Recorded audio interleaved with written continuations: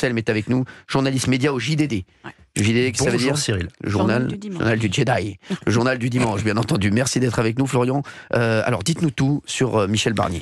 Alors, déjà, le moins qu'on puisse dire, c'est qu'il n'est pas sexy chocolat, le Michel Barnier. Il est quand même. C'est-à-dire que c'est pas. On demande à un Premier ministre, il va pas faire des sexy chocolat. Oui. Ce que je veux dire, c'est pas le plus funky des premiers ministres qu'on ait eu. Je vais vous expliquer pourquoi. Parce qu'on a essayé de chercher des choses qui sortent un petit peu de l'ordinaire. Et il n'y a pas grand-chose. Sa vie de couple, déjà, on peut dire qu'il est marié depuis 42 ans avec l'avocate Isabelle Altmaier. Oui, c'est sérieux. C'est sérieux. C'est beau. Et moi, ça fait 42 jours que je suis avec ma meuf. Déjà, ça tangue. Déjà, ça tangue. Écoutez, lui, je sais pas si ça tangue, mais en tout cas, ça continue. Et grâce à cette union, il est un peu cinéma, il est un peu tapis rouge, Michel Barnier, parce qu'il est le beau-frère, du coup, d'Éric et Nicolas Altmaier. Ils sont super sympas. Ils sont très sympas. Je les adore. C'est très sympa. Les producteurs des films OSS 117, notamment.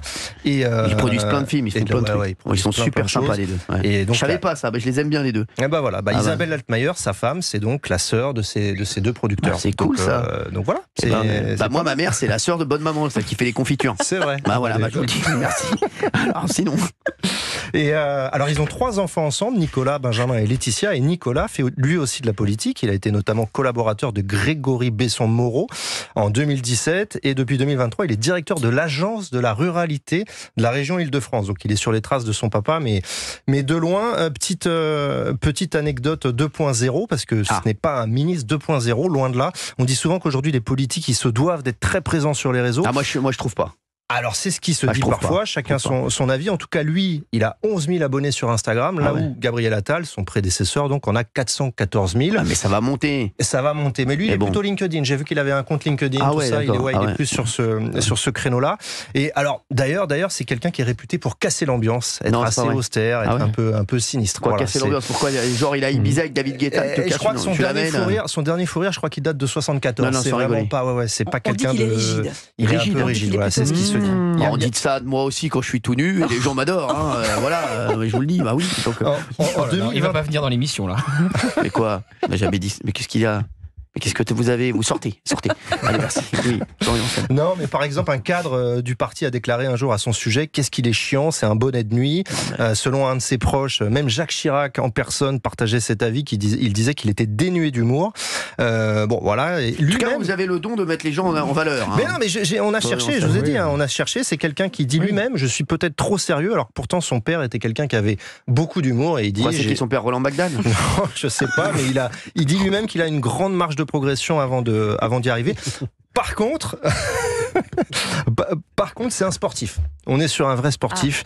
Il pratique la course à pied, le vélo, la natation. En tout cas, c'est ce qu'il dit, c'est ce qu'il raconte partout. Il adore le sport.